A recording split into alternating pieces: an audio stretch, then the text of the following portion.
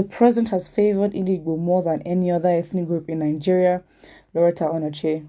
The personal assistant to the president on Buhari on social media, Lauretta Onochie, has alleged that the president has favored the Igbo more than any other ethnic group in Nigeria.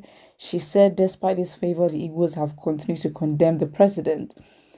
Lauretta Onochie made a statement while reacting to the news that suspected IPOB militants were gunned down by security operatives in Imo State after they tried to attack a police station. Reacting to this, Lauretta Onochie also called the Igbo leaders to wake up and stop being silent over the move to make their homeland a battleground. She said many Igbo leaders condemn daily a president who has favored Igbo more than any other ethnic group in Nigeria. The personal hatred has provided a fertile ground for the current insecurity in the southeast. Please recall the brainwashed youths you manipulate into untimely deaths. What do you even mean? That's basically the end of it. What do you even mean? I mean, for the fact we're still listening to this woman, it just, I don't know. Like, she's proven to be inconsistent and a sellout. I don't even know how a personal assistant to social media is an important position when you already have one for media and publicity, when you have so many already. Like, why do you have to have a personal assistant on social media? What? Why? Like, I don't understand. Well, from what she's saying, she says many Igbo leaders condemn daily a president who has favored Igbo. Maybe you mean a president who has favored the leaders themselves, not the people. I mean, how as an Igbo person can you actually say from Nigeria's inception that Nigerian government has favored the Igbo people more than any other ethnic group? Are you actually joking? Are you absolutely joking? And this must be a joke. This must be a joke. And of course, these are the pawns. People like this, well, especially in a land where it's very much, fighting for its land back, for its power. Again, these are pawns. These are puppets in the hands of the government to distract to distract Biafrans, to distract them, to make it seem like to cause confusion, basically. And of course, they'd obviously do this on Twitter. Of course, they'll do it on social media where the power actually lies there for us to make change and actually make this very much a global issue. And it's like they know that in terms of where the battle is or where the real ground is, they know that offline, the people, the average Nigerians, they know they've got them already. That's why they're working so hard on social media by using their pawns like this woman to basically spread false narratives. I mean, it's like if you have nothing, important or relevant to say, then your upper lip and your lower lip should meet respectfully. That's how it is. So I don't understand what she's on about. Well, let's look at the comment section. Okay, now this is very... Okay, we're not going to read some comments because they're very gruesome. Someone says, may your generation be like one Nigeria, all right? I mean, the other comments are very, very, very, very, very, very rude. Somebody says, what is really the matter with this woman? Why does she stand the truth on its head and hugs controversies always? Posterity will always have a date with her, and if she refuses, neglects, or fails to acknowledge that there is a tomorrow, why don't you discuss other things other than Igbos? Madam, were you not appointed to speak on matters that concern Igbo? Oh, he said, were you appointed to speak on matters that concern Igbo? Sometimes your vituperative write-ups and actions against Igbo make mockery of yourself.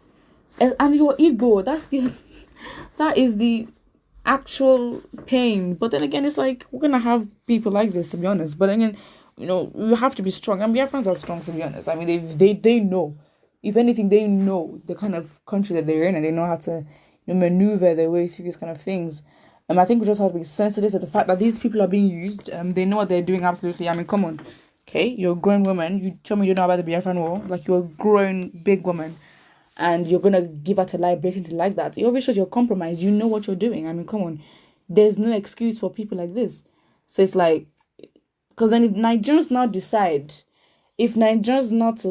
to pounce on this woman and consistently drag her for months like some other people, they say it's too much. Is it really too much though? I mean, you can say yes, you have to forgive and forget, but then it's like, if your actions don't prove that you are on the side of the people, then sorry, you're gonna be burnt out. You cannot be supporting an organization, Nigeria, that is literally out to profit off the suffering of its people, to promote inequality, to promote oppression. Again, as I said, from I've said in others, I've already said it, Malcolm X, it says revolution is based on land. Land is the basis of all independence. Do you hear that? Land is the basis of all independence. Land is the basis of all freedom, justice, and equality. But then it's like, you are against that. You are against your people. And it's like, the number one ethnic group that is so much enlightened. I'm like, they saw the end from the beginning, really. And I think at this point, we ignore people like this. And I think it's just a sign for people, like, don't be used. Don't be used. Like, use your head. Like, you cannot be used. You can't afford to be used, especially against your own.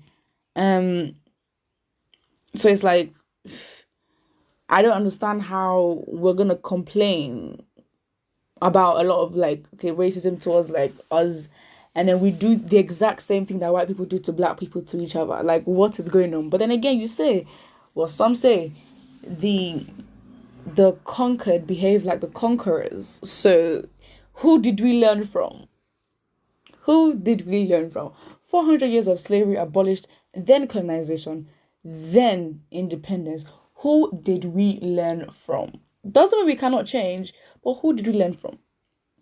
Our society has just been diminished. I mean, we've lost too much. We've lost too much to be very ignorant and very I don't know what the word is, but we've just lost too much for us to be losing too much. We've lost too much for us to continue using our hands and using ourselves to lose too much even.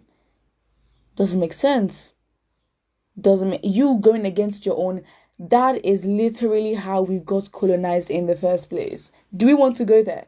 Do we want to go there? Because there's some level of self-accountability that we need to have as well. Of course, what the white people did was absolutely atrocious. I mean, the absolute audacity and the temerity. And when they came, they actually even stank as well. Like, if you go back to history books, the Africans just let them just stay away from us. They just let them stay because they were just stinking. Like, that's I'm going off topic, but that was literally our own problem. But then again, how they infiltrated Yoruba land was basically because an uncle and uncle and nephew were literally fighting over who was going to be king. See? Like, are we actually joking? Put what you think about it in the comment section below, and don't forget to like and subscribe.